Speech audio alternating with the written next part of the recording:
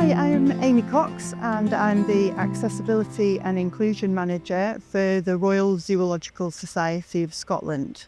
Over the past couple of years, the charity has been trying to remove barriers for people to come onto our sites, which we see as gateways to nature, as well as interact with us in a more general way.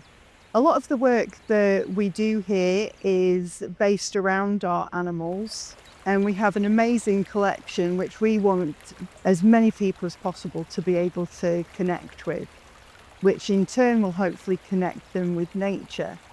To do that, we've worked with so many different partners, from organisations like Guide Dogs Scotland, Scottish Autism, SEMVO, but we also work really closely with some partner organisations, groups like the Edinburgh Children's Hospital charity, Sirenians, and many others, including the Caberfay Horizons team up at the Highland Wildlife Park, and the Wildlife Wombles, who have become a massive part of the team up there. So shout out to the Wombles if they're watching. And all of this has meant that we can bring people to connect with nature that maybe thought that it wasn't really for them, or that maybe the places that I work every day aren't accessible to them. So some of the work that we've been doing has included getting audits from different organisations, so on our physical sites, so how we can improve those to make sure that anyone can come onto those sites, but also thinking about how our staff are also looked after, because they're a big part of everything that we do. We couldn't do what we do without them. So things like policy changes, procedures, different wellness resource groups for our staff, looking at introducing things like calm corners for staff and visitors. There's so much stuff happening, and so much stuff that is already being planned to happen into the future.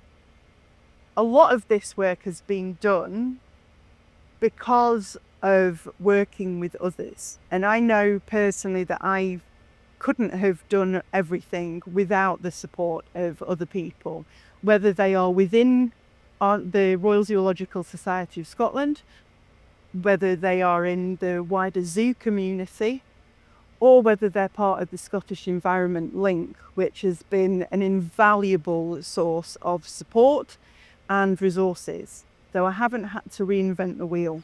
It has also meant that on those days when things seem like there is so much to get done, it can be a little overwhelming, but you can reach out and you can speak to people that are in the same position as you, and you can get some support. You can get that refuel for your positivity and keep those all of the work that we're doing going forwards. I'm so happy that we can continue that work with the Scottish Environment EDI network, which I'm really looking forward to being part of, but also that the resources are still available there on the Nature for All part of the Scottish Environment Link website. The community work that I do has been helped by my involvement with the Scottish Environment Link.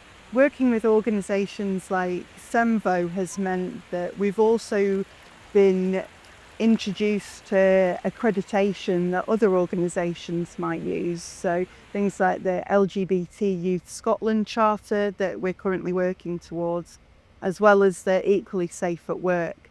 So being introduced to all of these sort of different things has really helped to guide the development that we're looking at, particularly when it comes to policies and procedures. I know for me personally, I'm not from an HR background, so all of that paperwork and that side of things I found quite scary at first, but it has really helped me to work on that side of my development.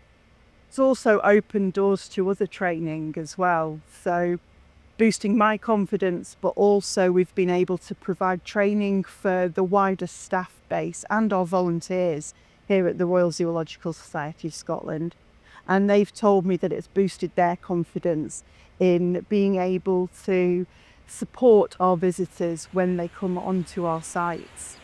So even with all of the work that I've been able to do, there is still so much more that needs to be done.